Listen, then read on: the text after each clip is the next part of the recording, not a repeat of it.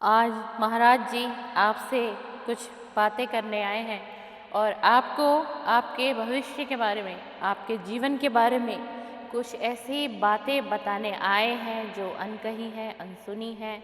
और आप धन के अभाव के कारण, धन की समस्या के कारण आप बहुत परेशानी में हैं, बहुत तनाव में हैं और बहुत चिंता में हैं। क्यों? क्योंकि आपका धन का जो रास्ता है वो आपको उस धन के रास्ते में ब्लॉकेज नज़र आ रही है। क्योंकि इसका ये कारण है कि आपको ये लग रहा है कि मैंने मेहनत नहीं की या मैंने सही से कार्य नहीं किया, शायद इसीलिए मेरे जीवन में, मेरी ज़िंदगी में धन का ये अभाव इतने लंबे समय से बना हुआ है। तो महाराज जी आपको बताना चाहते हैं कि कुछ जो धन का अभाव आपके जीवन में है और काफ़ी समय से, काफ़ी वर्षों से महाराज जी कह रहे हैं कि मैं ये जानता हूँ कि तुझे धन का बहुत बड़ा संकट तो इस समय देख रहा है, तू बहुत परेशान है, तू हर तरीके से निराश हो रहा है और तू एक मानसिक तनाव में जा रहा है और तुझे ऐसा लग रहा है कि न जाने ये वक्त कैसे कटेगा, ना जाने मैं जिम्मेदारियों को कैसा पूरा करूँगा और अगर मेरे यही हालात बने रहे तो मैं कैसे कैसे हर चीज़ को मैं मैनेज करके चलूँगा, हर प्रक्रिया को मैं सुचारू रूप से कर भी पाऊँगा या नहीं कर पाऊँगा। तेरे मन में, तेरे दिल में ये हलचल, ये बातें, ये पीड़ा हमेशा मैंने देखी है। तू हमेशा सोच विचार में रहता है। मैं आज तुझे लेकिन एक संदेश देने आया हूँ बच्चे, कि तेरे जीवन में जो ये धन का अभाव है ना, और जो काफ़ी समय से निरंतर बना हुआ है, तो चाहे तो इधर धन का अभाव भी कम हो सकता है। और कौन नहीं चाहता कि उसको एक अच्छे धन की प्राप्ति हो और वो एक अच्छा जीवन जी सके। तो मैं आज तुझे कुछ बातें बताने आया हूँ और तुझे वो बातें अपने जीवन में लानी होगी, अपनी जीवन शैली में उन बातों को रखना होगा, उन बातों पर विचार करना होगा तुझे। तू विचार करेगा ना तो तुझे रास्ता खुद ब खुद नज़र आ जाएगा कि किस तरीके से तू धन के स्रोत को बढ़ा सकता है। बच्चे, जब तू एक दान पुण्य का कार्य करेगा ना, समाज के लिए, उन गरीब लोगों के लिए कुछ ऐसा कार्य कर कि जो तू कर सकता है, जितना तू संभवतः कर सकता है उस कार्य को कर। या फिर तेरे आसपास में यदि कोई मंदिर हो, किसी भी देवी देवता का कोई मंदिर हो, तो तू 15 दिन में एक बार उस मंदिर में कुछ भी दान करके आ जा। मैं तेरी स्थिति को भली भांति जानता हूँ कि तुझे तो पहले ही धन का अभाव है और तुझे लगेगा बाबा मुझे तो पहले ही धन का अभाव है और आप मुझे कह रहे हैं कि दान पुण्य सेवा धर्म कर्म कर, तो ये सब कैसे होगा? ये सब भी तो मैं धन से ही करूँगा, ये तू मुझसे कह रहा है और अब मैं जो तुझसे कह रहा हूँ तो उसको सुन।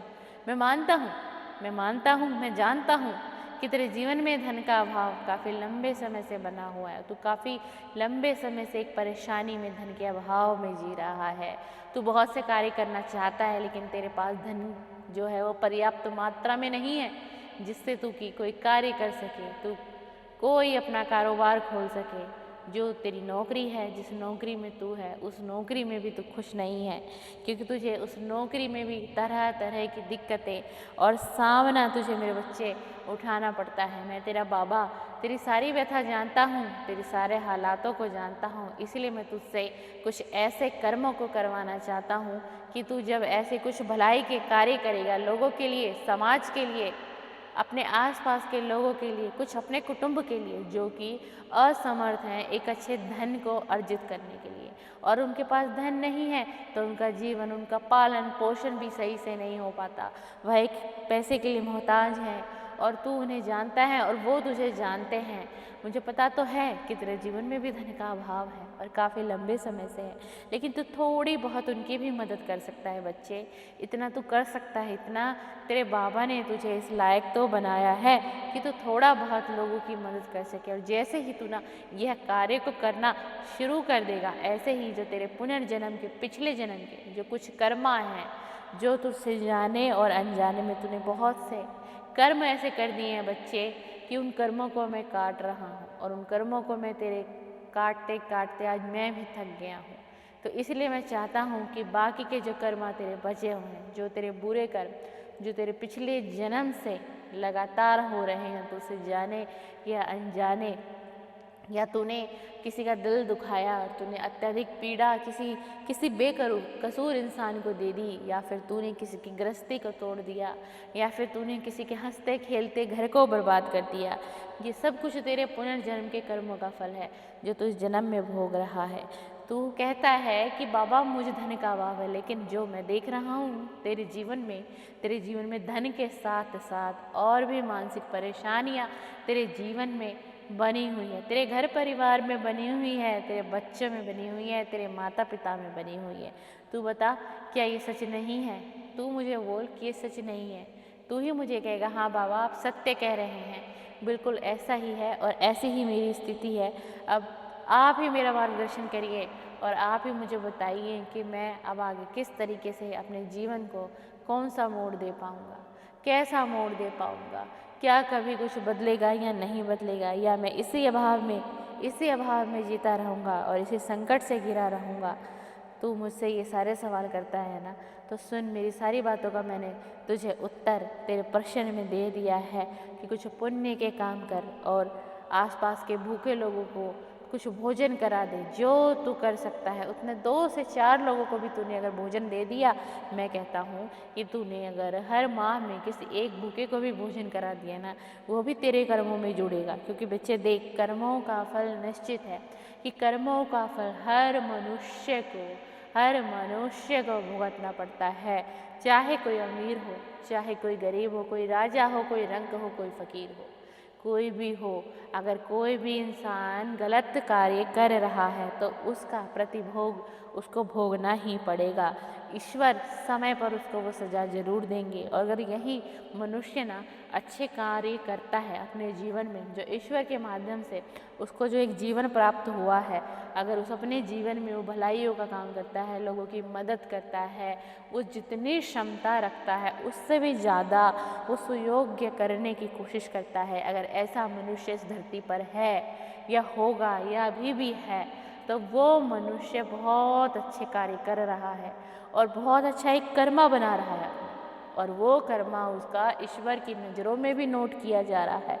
अब वो समय गया कि ईश्वर कहते थे ना कि हम ये फल तुम्हें बाद में देंगे। अब विधाता परमेश्वर परमपिता ने अब सब कुछ बदल दिया है। परमपिता उस परमेश्वर ने अब साथ के साथ हिसाब लिख दिया है लोगों का। लेकिन तेरे जो पिछले कर्म थे ना, वो अत्यधिक गलत थे बच्चे, जो तुझे पता नहीं है, जिसके बारे में तू जानता नहीं है, जिसका तुझे ज्ञान नहीं है और जिसकी तुझे समझ नहीं है कि तूने पिछले जन्म में बहुत से गलत कार्य करे। कुछ बातें मैं कह सकता था वो मैंने तुझे अपने संदेश में कह दिया, कुछ बातें ऐसी हैं जो मैं कह भी नहीं सकता।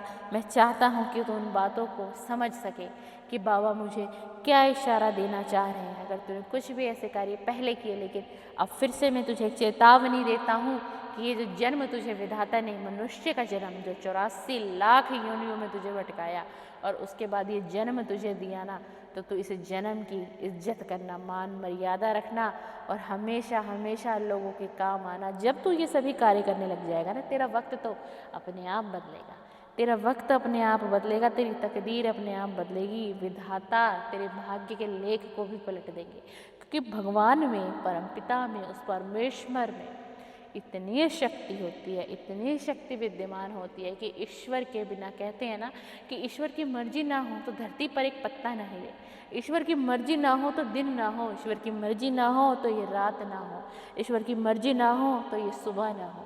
ये सत्य है, ये सत्य वचन है। सब कुछ विधाता करता है, सब कुछ विधाता लिखता है और सब कुछ विधाता बनाता है। अच्छा भी विधाता करता है, बुरा भी विधाता करवाता है, लेकिन उसमें आते हैं हमारे कर्म, जो कि हम कर्म करते हैं। हम कर्म किस प्रकार से करते हैं? तो तेरे जो धन का अभाव है ना, जो तेरे घर में, परिवार में तरह तरह के कलेश हैं, तू यह कार्य करने लग जा, तेरे सभी विवाद धीरे धीरे समाप्त हो जाएंगे। फिर तू ही मुझसे कहेगा कि बाबा अब मेरे जीवन में बहुत सुख शांति हो गई है, अब मुझे सब्र हुआ है, अब मुझे तसल्ली हुई है कि वाकई में मेरा वक्त बदला है और मेरा वक्त, मुझे उम्मीद है कि आगे फिर बदलेगा। तू मुझे ये वचन जरूर कहेगा, तू मुझे वचन जरूर मेरे स्वरूप के माध्यम से मुझे तू सुनाएगा बच्चे, मैं सबको सुनता हूँ, मैं सबको देखता भी हूँ। ऐसा नहीं है कि मैं किसी को नहीं समझता, मैं तुझे भी सुनूंगा, मैं तुझे सुनूंगा, तेरी रक्षा करूंगा, तेरी रक्षा करूंगा।